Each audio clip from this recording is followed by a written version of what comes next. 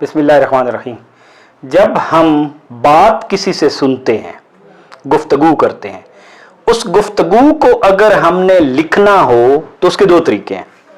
एक तो ये है कि हम एग्जैक्ट वही अल्फाज इस्तेमाल करें जो बोलने वालों ने इस्तेमाल किए हैं, एग्जैक्ट वही अल्फाज। और दूसरा ये है कि नहीं, हम अपने अल्फाज इस्तेमाल करके वही मैसेज दें। मिसाल के तौर पे अब हम शुरू हो जाते हैं। मिसाल के तौर पे किसी बंदे ने कहा कि मैं बिजी हूं, ठीक है। अब मैंने आके क्या बताना है, मिसाल के तौर पे आपको भेजा कि हमसाये के पास जाएं, तो उसने आप इधर तशरीफ ले आए, काम है, बुला रहे हैं, ठीक। तो उसने कहा मैं बिजी हूं, आई एम बिजी। तो आप वापस आके क्या कहते हैं, मैं गया था, उसने कहा कि वो बिजी हैं। आपने क्या कहा, मैं गया था। वो बिजी है। उसने तो क्या कहा था, उसके अल्फाज अगर आपने रिकॉर्ड किए हो तो मैं बिजी हूं। तो वापस आके आप बताते कैसे हैं कि उसने कहा वो बिजी था या उसने कहा वो बिजी है, ठीक। तो ये जो एग्जैक्ट उसके अल्फाज यूज करने हैं ना, एग्जैक्ट को कहते हैं वर्ड फॉर वर्ड। अंग्रेजी में एक वर्ड होता है वर्बैटिम। क्या होता है, वर्बैटिम। ये काफी सारी इंग्लिश में वर्ड्स ऐसे आए हैं जो असल में लैटिन से, फ्रेंच से, क्योंकि इंग्लिश भी तो खुद ओरिजिनल जबान तो नहीं है ना। एंग्लो और सैक्सन दो ट्राइब्स थे, उनकी जुबान, और ज्यादातर इसमें लफ्ज लैटिन के हैं, ओल्ड लैटिन के। तो ये भी कभी करना चाहिए, इसमें फॉरेन फ्रेजेस उनको बोलते हैं, क्या बोलते हैं, तो एनीवे, तो अब जो अल्फाज उसने बोले हैं ना, उनको इसी तरह लिखा जाता है और कॉमर्स में लिखा जाता है, ठीक। और उसने कहा या वो कहता है आई एम बिजी। हम मिसालें ले रहे हैं।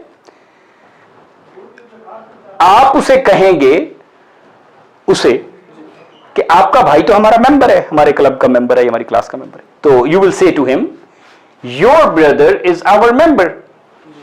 अब आपने ये बात किसी और को बतानी हो, ठीक है, तो आप क्या कहेंगे कि आप उसे कहेंगे कि उसका भाई आपका मेंबर है, ठीक है ना। आप उसे कहेंगे कि उसका भाई आपका मेंबर, लेकिन वो कहेगा कि क्या जाके, आपने मतलब उसे कहा ना कि आप उसे जाके बताएं कि भाई आपका भाई तो हमारा मेंबर है, राइट।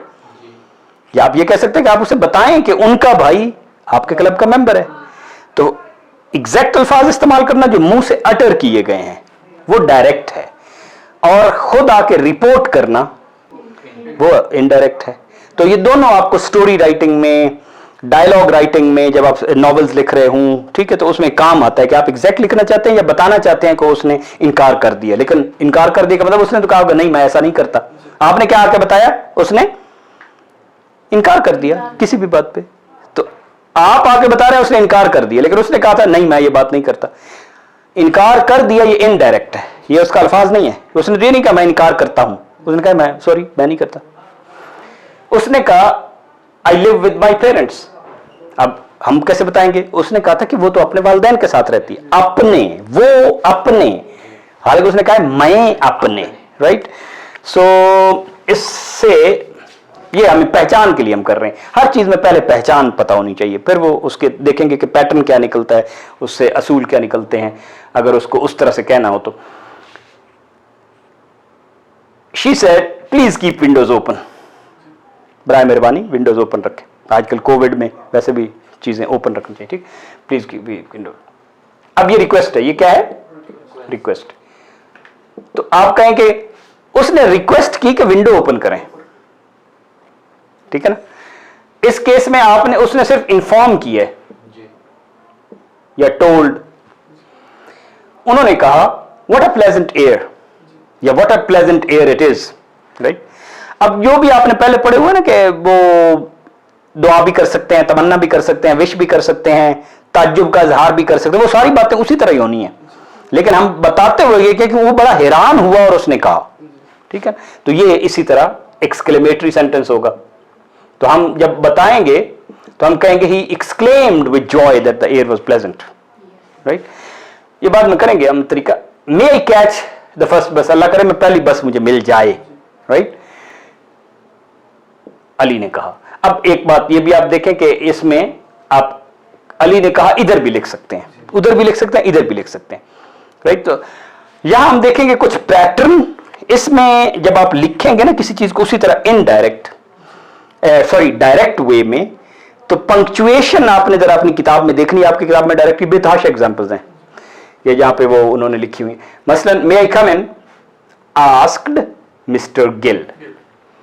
बाय द वे इससे पंक्चुएशन से मुझे याद आ गया कि जो भी लफ्ज जैसे ये मिस्टर है ना, या जैसे ये डॉक्टर है, ऐसे सारे अल्फाज जिसमें ओरिजिनल वर्ड वाला शुरू और आखिर वाला हो और उसका जो शॉर्ट है एब्रीविएशन है वो भी शुरू और आखिर वाला हो, डॉक्टर, मिस्टर, उसके एंड में डॉट नहीं लगता, उसके एंड पे नहीं लगना चाहिए। स्ट्रिक्टली स्पीकिंग लगाएंगे तो वो टेक्निकली गलत है।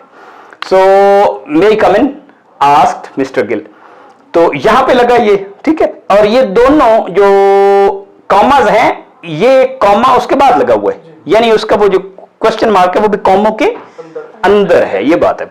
तो इसको अगर हम लगाएं, I am not saying anything, he answered, तो मैं ये लगाऊंगा, ठीक है, ठीक है, I am not saying anything, और यहां कॉमा, ही आंसर्ड, और फिर डॉट।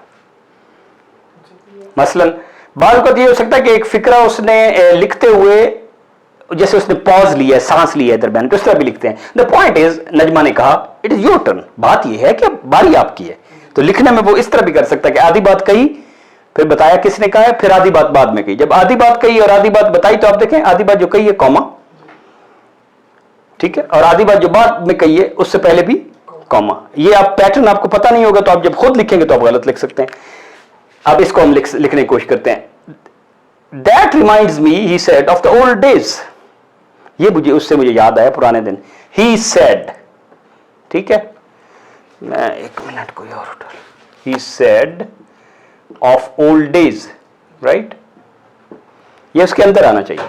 और दैट रिमाइंड्स मी, ये इसका ठीक पंक्चुएशन है, ठीक है। We are going back, he said. अब यहां पे फिक्रा वो खत्म भी कर सकता है क्योंकि अगला फिक्रा पूरा कंप्लीट फिक्रा है। There is no point staying here, यहां ब्रेक रहने का कोई फायदा नहीं है, तो हम चलते हैं वापस, ठीक। तो वी आर गोइंग बैक, यहां पे एक फिक्रा हो गया, ठीक है। एंड ये इसमें हालांकि वही दे सेड है लेकिन लिखने की जरूरत नहीं है, इस तरह भी कर सकते हैं, राइट, इस तरह भी कर सकते हैं, गुड मॉर्निंग सर, ठीक है। He said, can I help you sir, समझ आई। तो इसमें आपने पंक्चुएशन देखनी है। जब फिक्रे एंड पे आप लिख सकते हैं आस्क्ड, पहले लिख सकते हैं, दरमियान में लिख सकते हैं, दरमियान में कंटिन्यूअस फिक्रा हो सकता है, और दरमियान में वो फिक्रा नेक्स्ट जो है अलहदा से भी हो सकता है। तो इन एवरी केस याद रखें कि ये पंक्चुएशन के अंदर है सारा सेंटेंस, इंक्लूडिंग उसके एंड पे एक्सक्लेमेशन है या फुल स्टॉप पॉइंट है या क्वेश्चन मार्क है। बात समझ आई आपको? डायरेक्ट डायरेक्ट में फर्क का पता चला है? आप बाहर जाके कहते हैं, मिसाल के तौर पे